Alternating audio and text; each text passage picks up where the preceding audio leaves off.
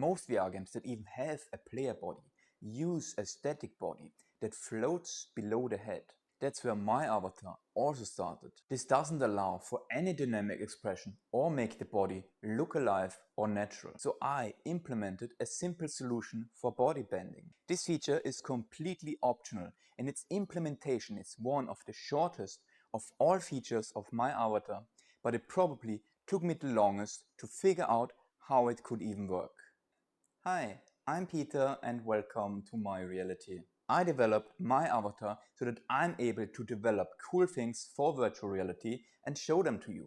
And this avatar is the character that explains it to you. So my avatar has to be really good in communicating to you, which means I have to prioritize expression over anything else.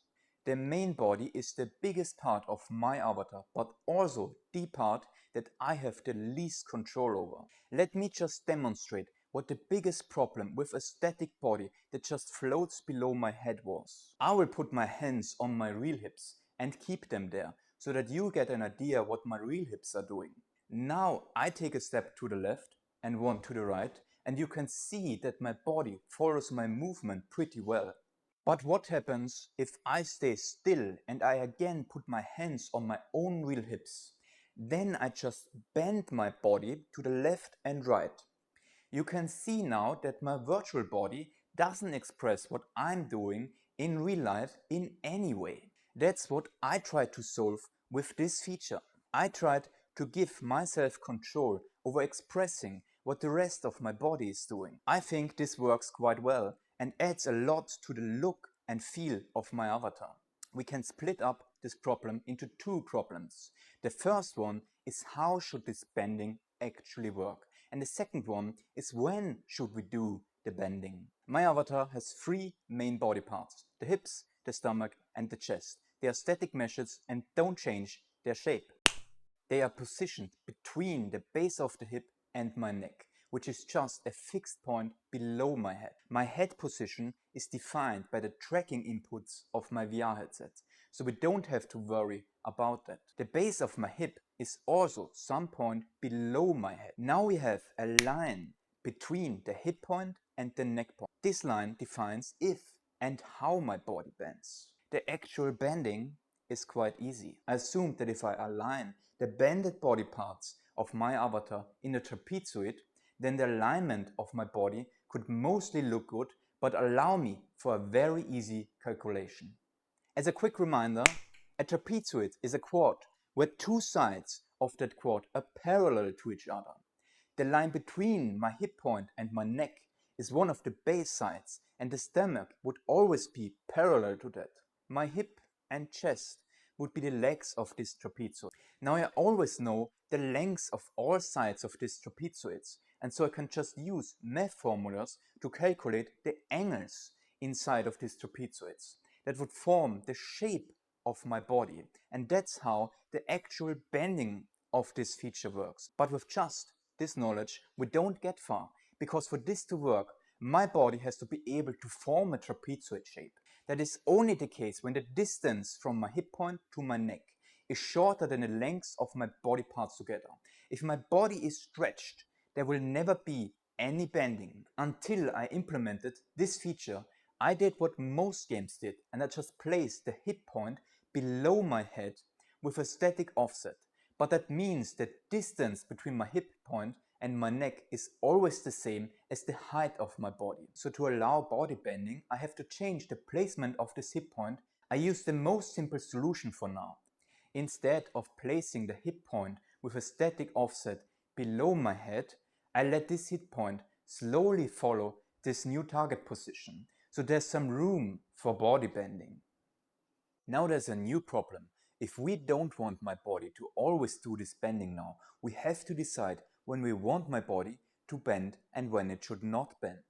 Basically, we want the body to bend when I'm just standing, and we don't want the body to bend when I actually walk in my play area. First, I thought it would be great if I could track my head movement and automatically detect if I'm walking or just standing and leaning my head around. So I basically need a way to know when the player uses their feet and when they don't. Imagine this stick to be the line between my hip point and my neck, and the cube on top is my head. If I would bend my body, my head would only move inside of this whole sphere, but my hip would more or less be still. If my head moves outside of the sphere, my hip would need to move in some way. So a movement inside of the sphere could just be body bending, and a movement outside of the sphere would be walking. That is a nice idea, but there are some problems. We need some time to look at the head movement to determine if we are moving inside the sphere or not. This determination cannot be made in one single frame. So I would need to decide the default state of my avatar before we can detect what the head movement tries to express. If we say, for example, that we assume any head movement is at first an expression of body bending and we would walk, then there will always be some small microcorrections which make the whole body jump basically all the time. For me, that doesn't work right. The solution for this problem is not trying to detect it, but allowing the player with an input to tell the avatar if he wants body bending or not. When the player is walking, we don't want body bending. In VR, we commonly use thumbsticks for artificial player movement, and most VR controllers have touch-sensitive buttons and thumbsticks, so we know when a player has its thumb on the thumbstick. So I use this knowledge to turn the body bending on and off. So my hope is that by using this input I can read the intention of the player to move and allow the player to tell its avatar that he wants body bending or not. With this input method I know when to body bend and I have complete control over when to bend my body and when not to bend. I think this is a good and intuitive way to solve this problem. With my body bending feature, I'm basically able to communicate to you what my legs are doing, which makes my avatar feel a lot more dynamic and a lot more alive. Without this feature, my avatar looks a lot more stiff and boring.